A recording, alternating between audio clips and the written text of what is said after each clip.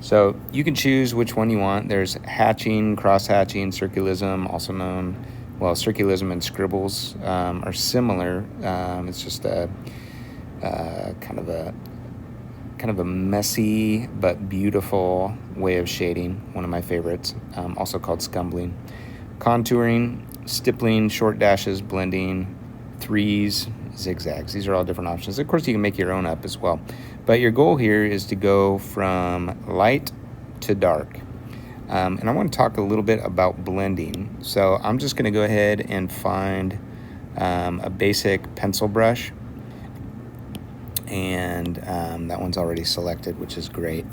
And what I want to do here is to show you one way to blend. So you can come in and kind of shade all you want here. You can see I'm doing it pretty messy. But then if you come to this tool, you can smudge. And using the basic, I'm just using a basic graphite or maybe I'll use a soft round. And then I can kind of smudge, although that's pretty big. So the first thing that you're probably going to want to do is to drop that size down quite a bit. And then you can just smudge to your heart's content. All right, and then if it is still too light after you smudge, like this one, these values don't line up, I'll go back to my graphite and then maybe layer up a little bit more. And then smudge again.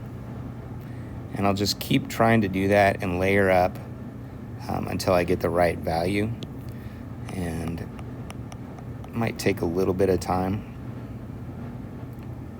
But you can see I'm not being like overly precise here. But that's one option for you, is to use that smudging tool.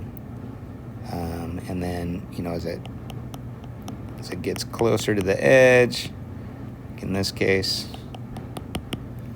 it looks like that, you can just use the eraser tool and erase around the outside edge. If you draw and hold, it makes a perfectly straight line.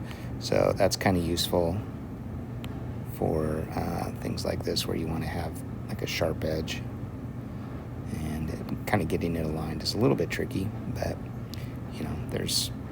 that'll take a little bit of practice. But and so you'll do that if you're using blending, and that's one way to do that digitally.